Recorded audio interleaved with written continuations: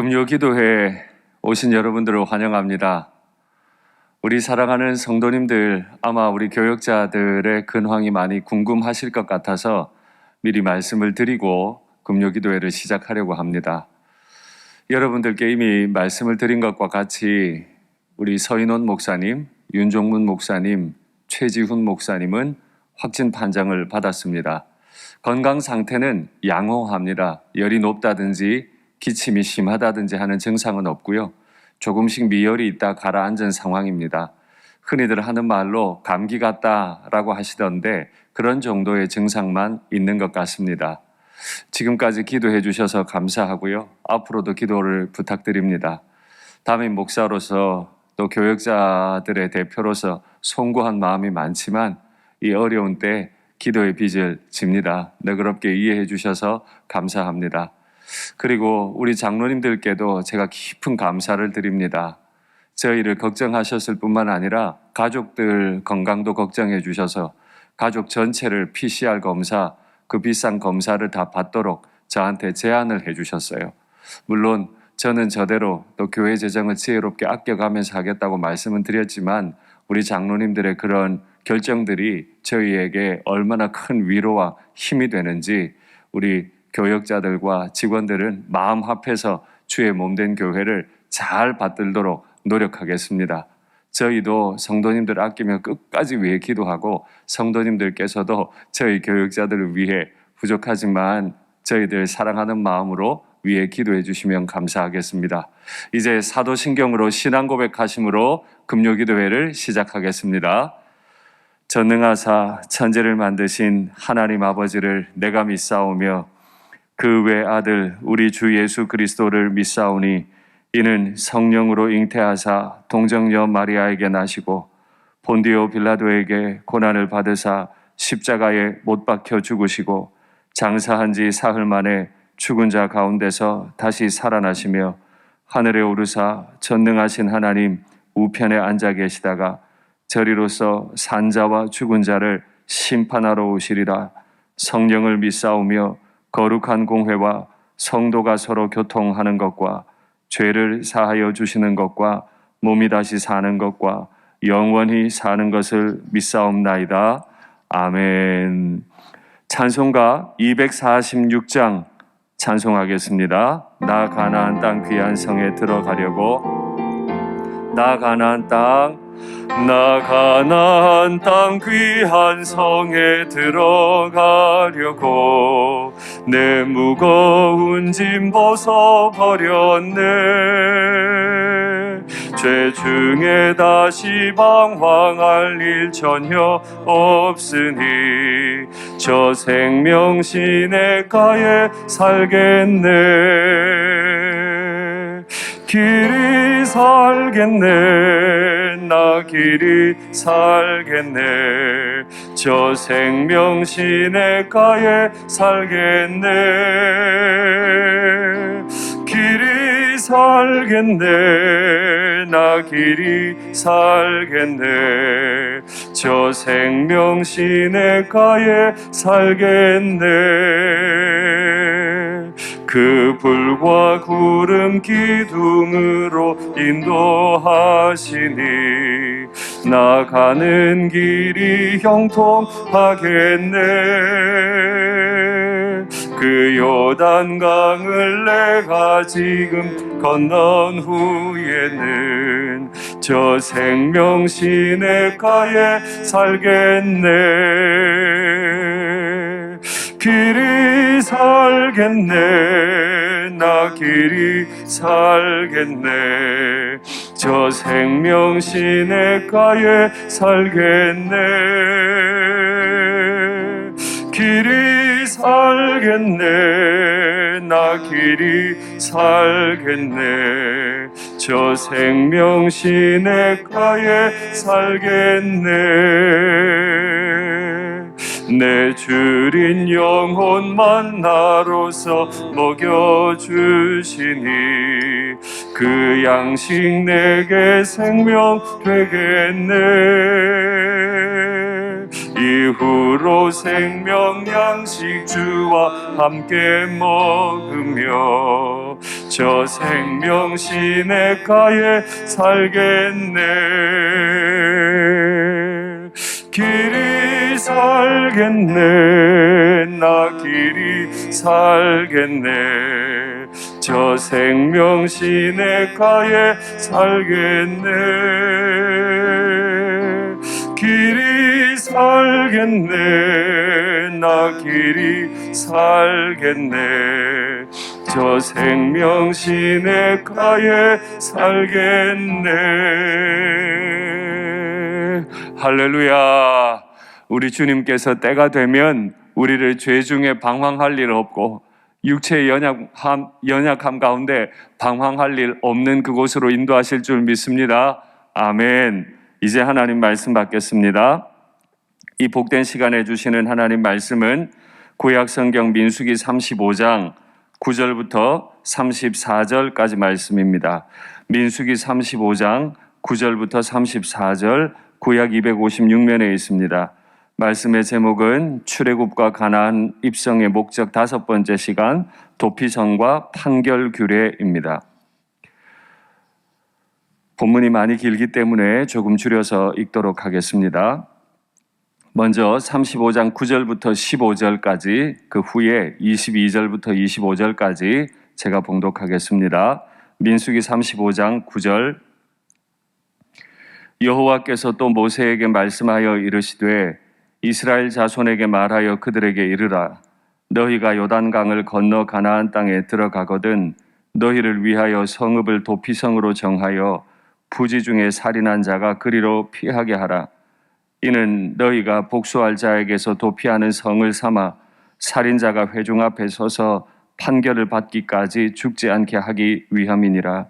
너희가 줄 성읍 중에 6을 도피성이 되게 하되 세 성읍은 요단 이쪽에 두고 세 성읍은 가나안 땅에 두어 도피성이 되게 하라. 이 6 성읍은 이스라엘 자손과 타국인과 이스라엘 중에 거류하는 자의 도피성이 되리니 부지 중에 살인한 모든 자가 그리로 도피할 수 있으리라.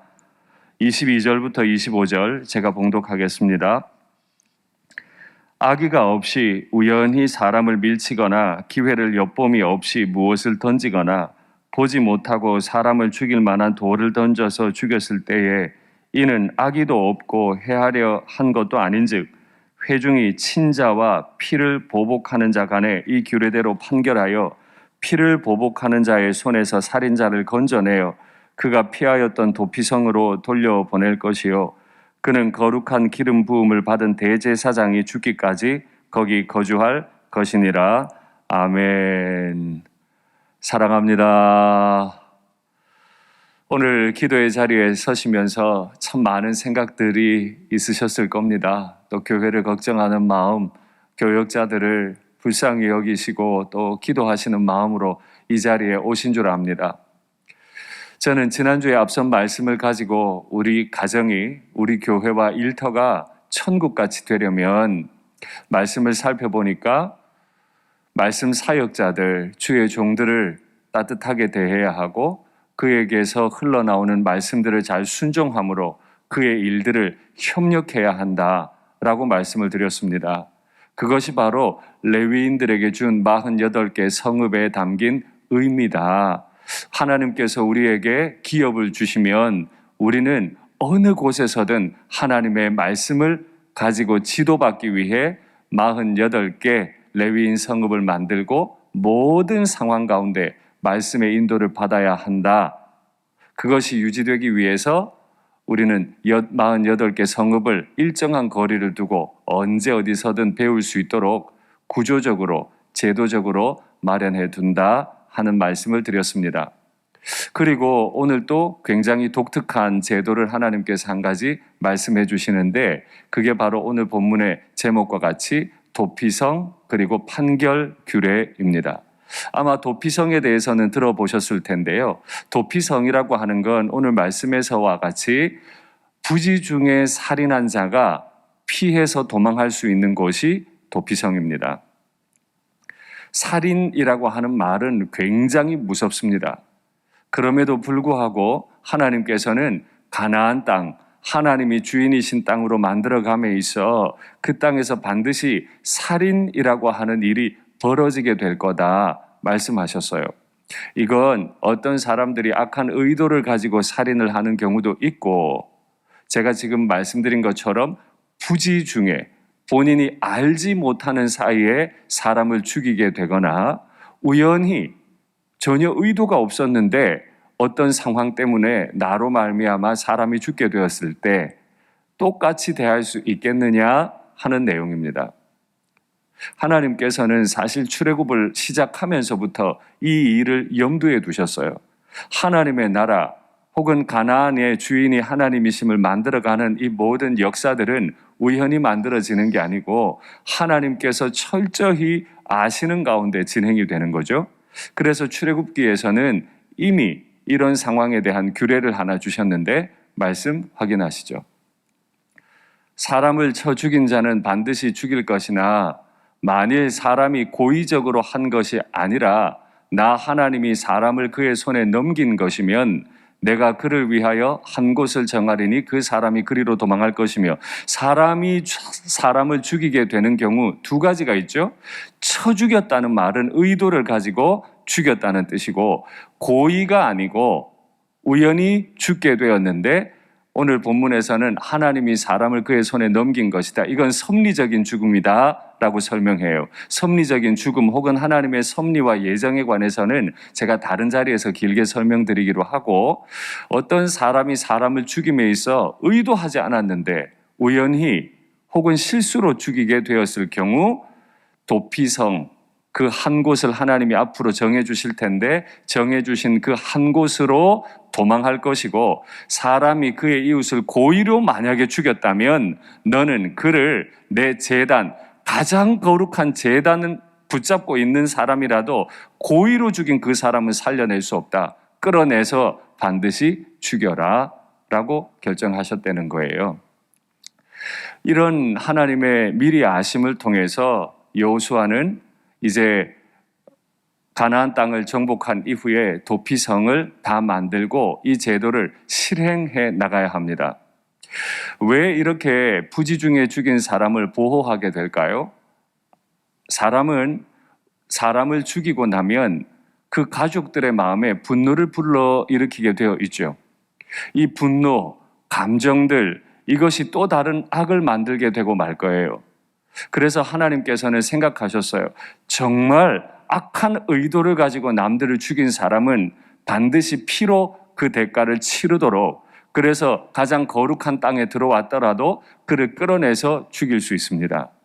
그러나 사람이 의도하지 않았는데, 의도가 악하지 않았는데 결과가 악하게 나왔을 때 바로 그때는 그 사람에게 기회를 주어야 한다는 거예요.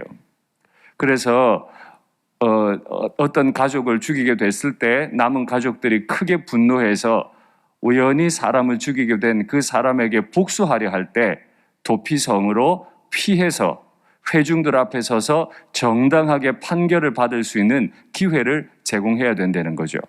우리나라 현행법상에도 살인에 대한 여러 가지 정의가 있죠. 저는 잘 알지 못합니다만 제가 알고 있는 내용으로 보면 살인이 있을 것이고, 또 그 살인도 특정한 흉기를 사용했다거나 의도를 가지고 있으면 더 가중처벌을 받기도 하고, 또 과실치사라는 게 있습니다. 의도하지 않았는데 사람을 죽음에 이르게 한 경우도 있고, 또 미필적 고의에 의한 살인이다, 뭐 이런 말도 제가 들어본 것 같긴 합니다. 이렇게 현대법에도 사람을 죽이게 되는 결과를 낳았을 때 의도를 구체적으로 따지는 것처럼 3400년 전에 하나님은 이미 이 상황들을 아시고 하나님의 땅에 정의가 흐르게 하고 싶으셨어요. 제가 지금 정의라고 하는 말을 했는데요. 무엇이 정의일까요? 사람이 사람을 죽이는 건 불의죠. 그러니까 그 불의를 해결하기 위해서 불의를 행한 사람을 심판하는 건 정의일 겁니다. 그런데 여기 문제가 있잖아요. 내가 의도하지 않았는데 악한 결과를 가져왔을 때 바로 그 사람을 악한 사람이라고 정죄할 수 있느냐는 겁니다. 가족들 입장에서는 분통이 터집니다. 내 가족을 죽음에 이르게 했으니까 너도 죽어봐라 해야 될 거고 또 그런 마음이 들 거예요. 그런데 하나님은 바로 이 상황에서 남은 가족들에게, 복수하고 싶은 가족들에게 감정을 멈추라고 말씀하세요. 의도가 악하지 않았기 때문에 너마저 복수심에 불타서 악한 의도를 가지고 그 사람을 죽이게 된다면 이제 의도와는 관계없이 마음 속에 있는 감정과 분노를 따라 살인들은 일어나기 시작할 거고, 그러면 그 땅은 살인 의도로 가득한 땅이 되고 말 거라는 거죠. 그러나 이런 규례를 내시면서도 하나님은 분명히 말씀하셨죠. 고의로 악한 의도를 가지고 사람을 죽였다면 가장 거룩한 곳에서도 그 사람을 끌어내서 죽이라. 이런 구절들을 보면서 저는 우리 하나님께서 무엇을 신경 쓰고 계실까 생각하게 됩니다. 그렇죠. 제가 설교 시간에 종종 말씀드립니다마는 우리는 말씀 가는 곳까지 가야 합니다. 내가 가고 싶지 않아도 말씀이 가는 곳까지 가야 해요. 그런데 내가 멈추고 싶지 않아도 말씀이 서는 곳에 서야 하죠. 그래서 종교개혁자들은 말씀보다 성령보다 앞서면 안 된다고 그래요. 그런데 우리는 가정생활이나 교회 일터 생활을 하다 보면 내 마음에 의의 기준을 따라 하나님의 말씀이 어떠하든 사람을 다 나누어 버려요. 용서할 사람, 용서 못할 사람, 내가 마음대로 나누고 판단해 버려요. 사람을 죽이는 일은 없었다 할지라도 마음으로 사람을 미워해도 되는 사람이라고 낙인하는 순간 적어도 그 사람의 마음은 천국을 이루기 어려울 겁니다. 적어도 그 사람은 지금 하나님에 의해 통치받지 않고 있기 때문이죠. 가정이 만일 그렇게 된다면, 서로의 기준을 따라 정죄하고 미워한다면, 다툰다면, 교회가 그렇게 된다면 거기는 하나님의 정의를 말하면서도 하나님의 정의는 이루어지지 않는 나라가 되고 말 거예요. 레위인 성읍 48개를 대략 15km 정도 안에 다 두어서 언제든지 말씀을 배울 수 있게 하신 하나님께서는 이 도피성 6개를 만드는데 요단강 동편에 3개, 요단강 서편에 3개 만들어 두셨어요. 그 지도를 한번 확인하시겠습니다. 빨간색으로 표현해 뒀죠. 각 거리가 요단 동편, 요단 서편, 강을 기준으로 서편과 동편 가만히 보시면 도시의 거리가 꽤 의도적으로 일정하게 나누어져 있는 걸 알게 될 거예요. 저 사이 어느 동네에서든지 범죄를 했고 죽임을 당할 수도 있겠다 싶은 사람은 도피성으로 뛰어가서 도망할 수 있죠. 화면 내려주세요. 이렇게 하나님께서 균형을 다 만들어 두셔서 사람이 억울하게 죽임을 당하게 하거나 분한 마음으로 과하게 사람을 또다시 죽이는 일을 방지하고자 하셨어요. 저건 거리상 조치를 해두셨는데 그 이후에 굉장히 인상적인 말이 나옵니다. 저 도피성에 피할 수 있는 사람은 이스라엘 사람들만이 아니에요. 이스라엘도, 타국인도, 이스라엘에 거하는 거류인들도 다 도피성에 피해서 목숨을 살릴 수 있다라고 정의하십니다. 우리는 간혹 오해를 합니다. 하나님은 선민 이스라엘만 사랑하시고 이스라엘만 구원하신다. 그건 유대교인들의 생각이고요. 하나님은 처음 율법을 내실 때부터 생각하셨어요. 하나님의 땅에 있는 모든 사람이 구원을 받기 원하셨죠. 그건 출애굽했던 그날을 떠올려 봐도 마찬가지입니다. 그날 피를 발랐던 모든 사람들이 사는 거지 히브리 민족만 살아나는 게 아니에요. 그래서 성경을 보면 중다한 민족들도 같이 이스라엘 백성들과 출애굽했음을 기록하고 있어요. 저 도피성에 가면 산다라고 믿는 이스라엘인, 저 도피성에 가면 산다라고 믿는 타국인, 저 도피성에 가면 산다라고 믿는 이스라엘 중 거류인들도 다 살 수 있다는 거예요. 그래서 우리는 분명히 고백합니다. 하나님은 파괴하시고 심판하시고 정죄하시려는 분이 아니라 하나님은 어떻게 하든 사람을 살려내시고 이 땅에 샬롬을 주기 원하시고 미움보다도 정죄보다도 다툼보다도 서로 화해하기를 원하시고 평화 누리기를 원하시는 분이구나 하는 것을 우리가 알 수 있습니다. 그 이후에 오늘 시간상 제가 읽진 않았습니다만 만일 이 만일이라는 단어를 계속 반복하시면서 어떤 상황을 설명하시고 이 상황에 해당하는 사람들은 도피성으로 피할 수 없다라고 전제하세요. 그게 어떤 상황인지 확인하시죠. 도피성에 피할 수 없고 반드시 죽여야 할 사유들이 있는데 그건 처음에 말씀드린 것처럼 의도가 있다는 거예요. 의도를 가지고 사람을 죽이는데 의도는 어떻게 나타나나요? 첫째, 철 연장으로 사람을 죽여요. 무기를 들었다는 거예요. 돌을 손에 들고 사람을 죽여요. 나무 연장을 손에 들고 사람을 죽여요. 미워하는 까닭에 사람을 밀쳐 죽여요. 기회를 엿보아서 무엇을 던져 죽이기도 하고 악한 의도를 가지고 비록 무기는 없었지만 손으로 쳐 죽이는 경우 하나님께서 만일이라고 하시면서 죽이고 싶었던 그 사람에 대해 하나님이 직접 심판하시겠다는 거죠. 화면 내려주세요. 바로 이렇게 의도성을 가지고 사람들이 행할 수 있는 태도를 여러 개를 보이시면서 하나님께서는 이 사람은 도피성에 해당하지 않는다. 본인이 의도를 가지고 남을 죽였기 때문에 본인도 피를 흘려야 마땅하다. 그러면 거기에 해당하지 않는 사람에 대해서도 예를 들어주세요. 우연히 실수로 죽인 거죠. 확인하시죠. 보복하는 자로부터 도피성으로 돌려보낼 수 있는 사유들.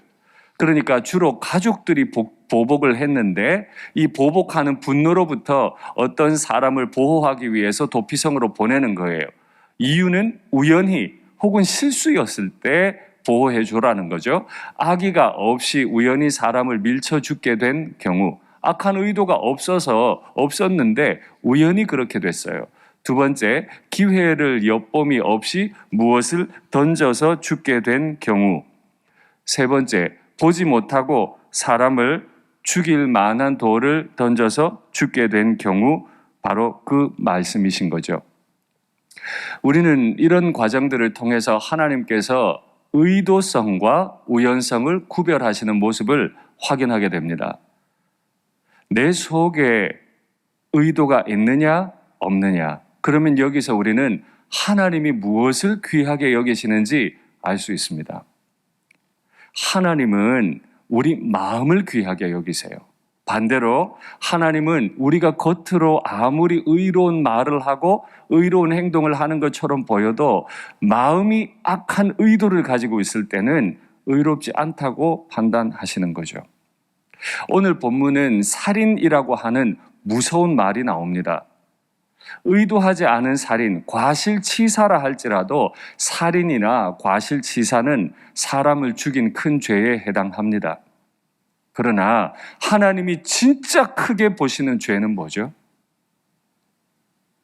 하나님의 말씀에 순종하지 않는 악한 의도를 끝까지 고집부리는 바로 그 태도를 가장 무섭게 보세요.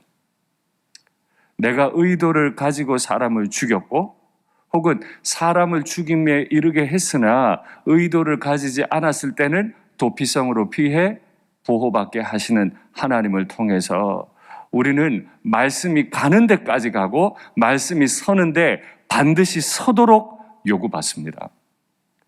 어떻게 하면 가나안 땅을 하나님이 주인이신 땅으로 선포할 수 있을까요? 모든 곳에 예배당 지어놓으면 그 땅이 하나님의 땅이 되나요? 모든 사람이 하나님 율법 말하면 거기가 하나님의 나라가 되나요? 아니요. 내 마음 속에 끊임없이 레위인들의 성읍을 바라보며 말씀을 배우려는 마음이 있고 나는 정말 복수하고 싶지만 도피성으로 피한 사람에 대해 이제 그 분노를 풀어나가기 시작하려는 마음이 있을 때 바로 그때 내 마음에서부터 우리 가정과 교회와 일터에서부터 하나님의 나라, 천국은 시작되는 줄로 믿습니다. 오늘 이 말씀을 들으면서 우리의 마음을 깊이 살피는 은혜가 있으면 좋겠습니다. 그리고 오늘 읽지 않는 내용에 보면 판결 규례가 나옵니다. 이스라엘 백성들이 가나안에 들어가서 살아가다 보면 많은 일들이 일어나게 될 텐데 이때는 분명히 어떤 사법적인 판단이 기준이 필요하죠. 예전에도 말씀드린 것처럼 판단을 하려 할 때 증거를 찾기가 굉장히 어렵습니다. 그래서 십계명에서도 분명히 밝히듯이 이웃에 대해 거짓 증언하지 말라. 예전에는 증거 물품보다도 증언에 의지하는 경우가 많았죠. 그래서 이 판결 규례에서 증인에 관한 이야기가 나오는데 판결 규례를 한번 확인하시죠. 판결 규례, 증인들의 말에 따라야 합니다. 어떤 사람이 나 손해봤어요 라고 말한다고 되는 게 아니고 증인들이 필요해요. 그리고 한 증인의 증거만 따라서 죽이지 말아야 해요. 세 번째, 고의로 살인한 자는 속전으로는 갚을 수 없고 반드시 죽여야 해요. 이것도 그 도피성과 좀 비슷한 기준을 가지고 있는 것 같죠? 고의로 살인을 했으면 하나님의 거룩한 땅에서도 끌어내버려야 되듯이 속전으로 갚을 수 없다는 거예요. 반드시 죽어야 해요. 도피성에 피한 경우 속전으로 갚는다며 대제사장이 죽기 전에는 나올 수 없다 하시는 말씀을 우리가 봤습니다. 이렇게 판결 규례를 확인하면 우리는 우리가 무엇을 어떻게 해야 할지 알 수 있는데, 첫째, 나는 손해를 본 게 분명하고 어떤 요구를 하고 싶어도 증인이 필요하다. 다른 말로 내가 마음대로 사람을 심판하고 그를 사법적 판단 아래 두고 싶어도 나 말고 다른 사람도 정말 그렇게 생각하는지 확인해 보려는 거죠. 뭐죠? 내 확신을 멈추라는 거예요. 내가 내 가정을 위해서, 내가 내 교회를 위해서, 내가 내 일터를 위해서 나는 이렇게 생각해, 이렇게 하는 게 정의야 라고 말하고 싶지만 멈추어 보십시오. 그리고 다른 사람들에게 물어보십시오. 그래서 무엇이 의인지 아닌지 확인할 때 이것이 판결에 굉장히 중요한 내용이 될 겁니다. 도피성 이야기로 돌아가거나 또 이런 판결 규례를 확인할 때 내가 어떤 잘못을 했을 때 돈으로 해결할 수 있는 경우가 있습니다. 내가 사람을 죽였을 때 도피성으로 피할 수도 있어요. 그게 속전이고 도피성이죠. 그러나 속전으로도 해결 못하고 도피성으로도 해결 못하는 것, 바로 의도를 가졌을 때, 고의로 그 일을 행했을 때 그는 용서받지 못한다는 거예요. 도피성에 도망을 가 있습니다. 내가 여기 언제까지 살지? 도피성에 들어간 사람은 그때 도피성에 내가 들어갔을 때 그때 대제사장이었던 사람이 죽을 때까지 도피성에서 못 나와요. 목숨은 유지했지만 도피성 밖으로 나오지 못해요. 가족들과 격리가 되어야 되는 거죠. 죄는 죄니까. 다른 사람의 피를 흘리게 만들었으니까 의도가 없었더라도, 그래서 내가 죽임을 당하진 않지만 죽을 때, 대제사장이 죽을 때까지 도피성에서 나오지 못해요. 마찬가지로 내가 돈을 내고 속전을 내고 도피성 생활 끝내고 싶다고 끝낼 수 없다는 거예요. 돈으로 해결하려고 하지 말라는 거죠. 네가 지은 죄는 분명히 죄다. 네가 돈 있다고 돈 내고 그 유배 같은 생활들을 끝내고 나오려 하지 마라. 끝까지 네 죄에 대해서는 책임을 져라 하시는 거죠.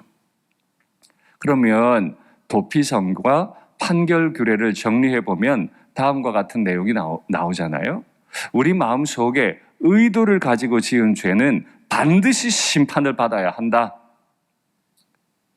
두 번째, 내가 의도가 없었더라도 남들에게 해를 끼쳤을 경우, 특별히 사람을 죽였을 경우 내가 복수를 당하지는 않지만 그 사람을 죽인 아픔을 가지고 대제사장이 죽을 때까지 계속 그 자리에서 내 죄값을 대신하라. 결국 율법의 굉장히 중요한 부분, 피는 피로 갚는 거예요. 죄는 결코 가벼운 게 아니지요. 다만 도피성과 판결 규례를 통해 피가 피를 부르게 하지는 말라 하시는 내용입니다. 그러면 우리의 죄는 어떻게 될까요? 도피성이 없는 지금 우리의 죄. 우리가 실수로 사람을 죽였거나 어떤 의도를 가지고 일을 행했을 경우 하나님은 우리를 어떻게 판단하실까요? 동일한 기준이죠. 하나님은 우리가 하나님 앞에서 말씀을 두려워하고 하나님의 뜻을 따라 살기를 원하시는데 우리 스스로 우리의 죄 문제를 해결할 수 없으니까 피를 피로 해결하기 위해 그 아들 예수님을 십자가에 못 박아 죽이시고 우리를 그 십자가라고 하는 도피성으로 가게 하셨죠. 그 도피성으로 갈 수 없는 경우는 의도적으로 하나님을 믿지 않고 대적하는 경우, 그리고 십자가 아래 있는 것처럼 행동하다가도 나는 여기 동의할 수 없어 하고 십자가 밖으로 뛰어나오는 경우, 둘 다 공통점은 믿지 않는 경우죠. 십자가를 믿으면 그 아래서 영원히 살게 될 것이고 십자가를 믿지 않으면 그는 천국에 들어가지 못하게 되겠죠. 이 일에 대해 히브리서는 이렇게 설명합니다. 율법을 따라 거의 모든 물건이 피로써 정결하게 되나니 피 흘림이 없은즉 사함이 없느니라. 내려주세요. 피 흘림이 없으면 사함이 없기 때문에 고의로 사람을 죽였으면 제단에서라도 사람을 끌고 나와서 죽일 수 있어요. 그러나 의도를 가지지 않았는데 실수로 우연히 사람을 죽였을 경우 그는 죽임을 당하지는 않아도 대제사장이 죽을 때까지 그는 목숨을 보존하며 도피성에서 시간들을 보내야 한다라고 하는 규정과 같습니다. 다음 히브리서 9절이요.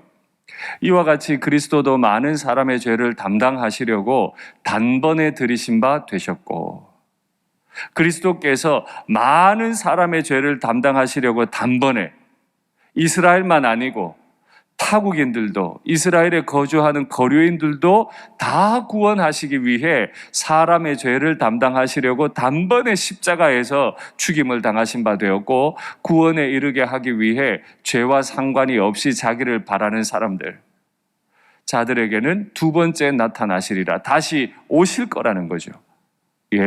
바로 우리는 이 사실을 믿습니다. 우리의 죄 문제를 해결할 수 있는 분, 바로 예수님. 그 도피성으로 날마다 피해 들어가십시오. 그 십자가 아래에서 예수님의 흘린 피를 은혜로 삼아 날마다 회복되시고 일어나시면 좋겠습니다. 죄 중에 방황할 일 전혀 없으니 우리가 설교 말씀 받기 전에 찬송했던 내용이죠. 죄 중에 우리의 마음이 방황합니다. 우리 가족들, 교회, 일터 생활하면서 갈등이 일어납니다. 내 마음에 미움과 분노가 일어나기 시작합니다.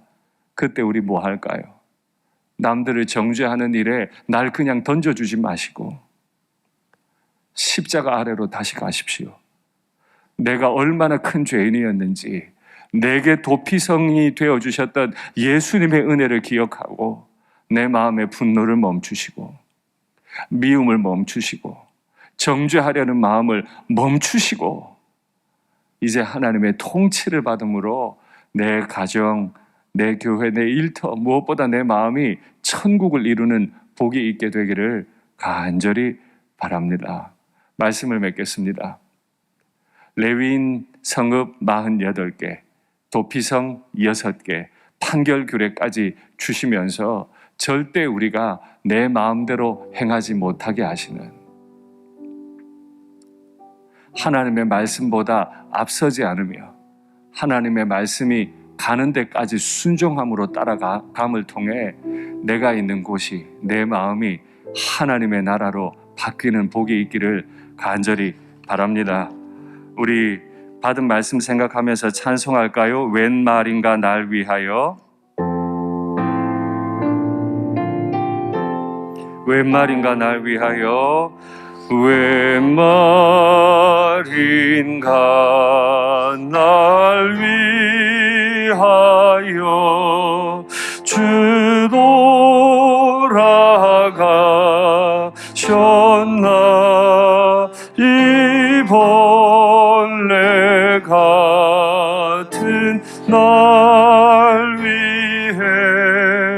큰해 받으셨나. 내 지은 죄 다 지시고 못 박히셨으니 웬일인가 웬 은혜인가. 그 사랑 크셔라. 주 십자가 못 박힐 때 그해 도비 잃고 그 밝은 빛 가리워서 캄캄케 되었네. 나 십자가 대할 때에 그 일이고 마오 내 얼굴 감히 못 들고 눈물 흘리도다. 늘 울어도 눈물로서 못 갚을 줄 알아. 몸 밖에 드릴 것 없어 이 몸 바칩니다. 아멘.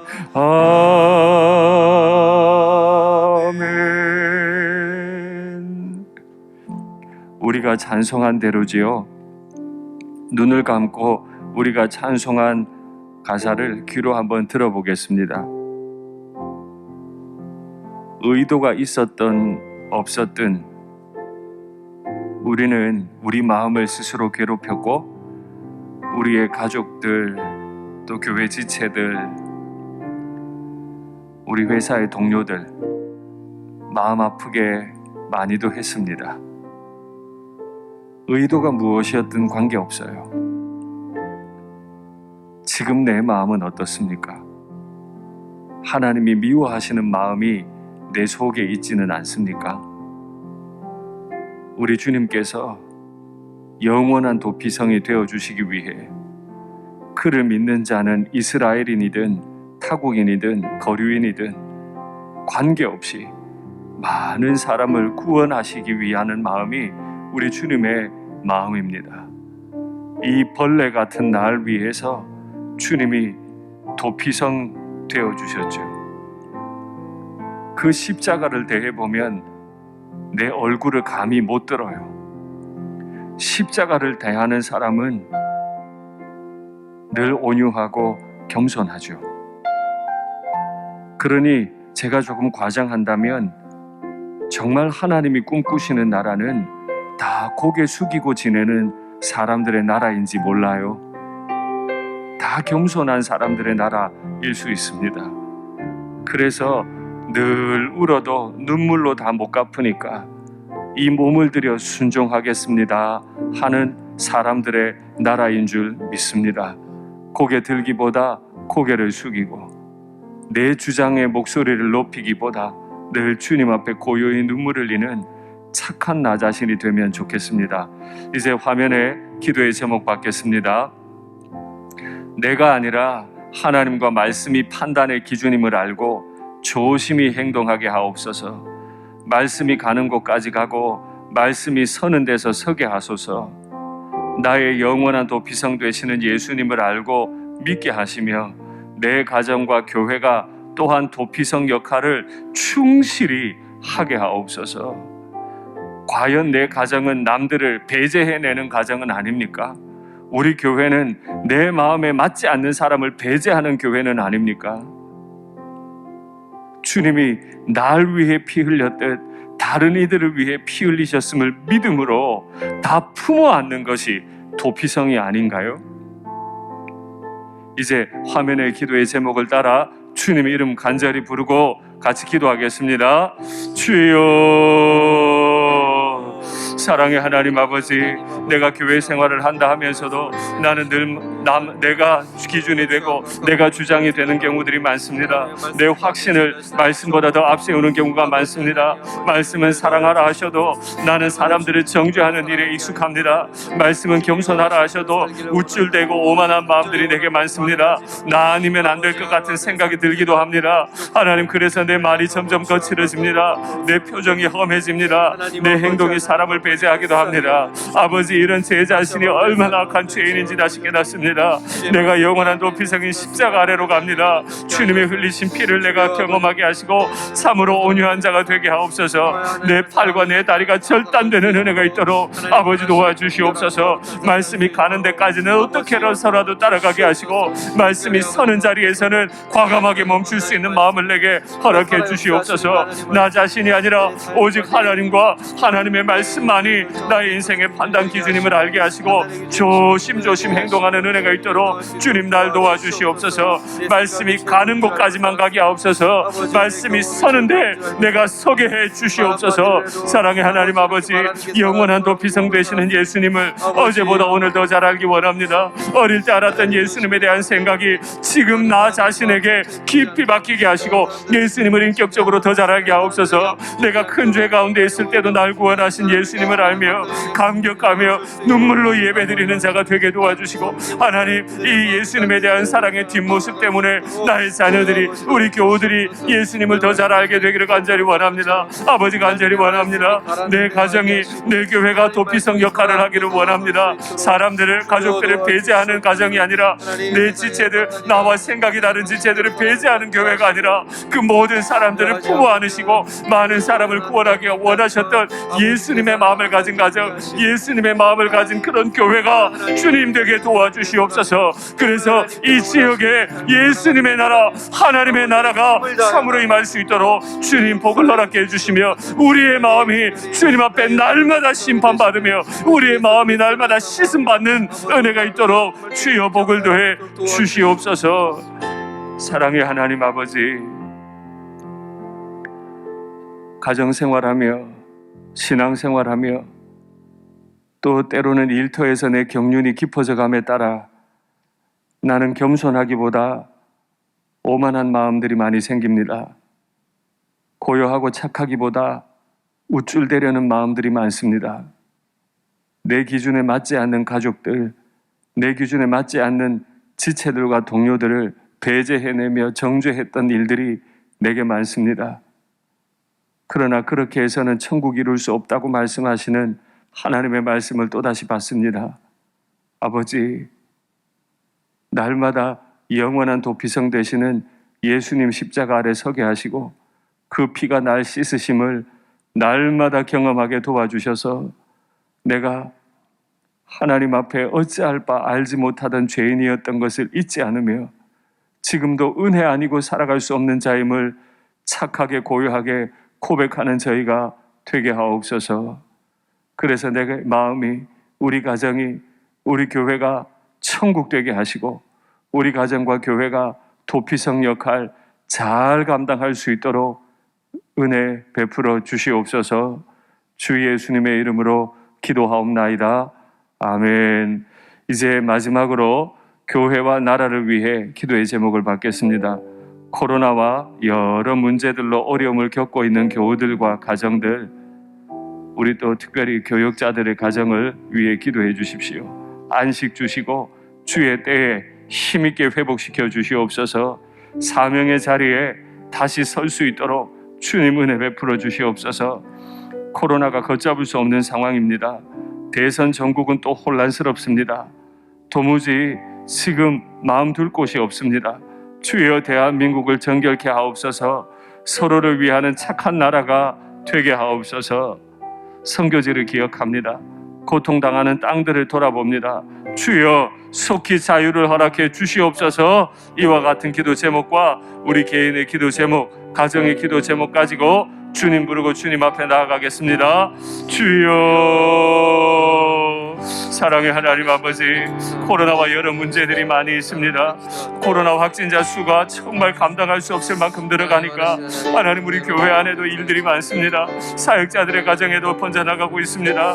아버지, 우리 교회를 불쌍히 여겨주시고 이제 모든 가정들이 회복될 수 있도록 아버지 복 주시기를 원합니다. 안식을 주시옵소서. 이제는 멈추어 주시기를 주님 간절히 원합니다. 하나님, 우리의 연약함을 따라 주님 앞에 간절히 간구합니다. 주님의 때에 회복시켜 주시기를 원합니다. 힘있게 회복시켜 주시기를 원합니다. 사명의 자리에 다시 서서 주의 몸된 교회와 일터를 위해 힘있게 충성하기를 원합니다. 내가 있는 자리를 천국으로 만들어 가기를 원합니다. 주님, 우리를 붙잡아 주시옵소서. 코로나 상황이 만연합니다. 대선 전국은 혼란스럽습니다. 아버지, 이럴 때 대한민국을 청결케 하시고 우리가 한마음 한뜻 되게 도와주시고 서로를 향해 비난하고 불평하는 것이 아니라 서로를 정결하게 세워주는 착한 나라가 되게 도와주옵소서. 이 대선 기간이 우리의 결들을 상하게 하지 아니하도록 하나님, 우리를 도와주시옵소서. 지금도 선교지에 나가 힘있게 선교하시는 우리 사랑하는 선교사님들, 가정들, 또 선교지를 안전하게 지켜주시고 부흥의 소식이 넘치게 도와주시옵소서. 하나님, 북한 땅, 아프가니스탄 땅을 비롯한 고통당하는 땅들이 너무 많습니다. 주님께서 친히 돌아보시고 자유를 주시며 지하교회 성도들 안전하게 지켜주시옵소서. 주님, 회복시켜 주시옵소서.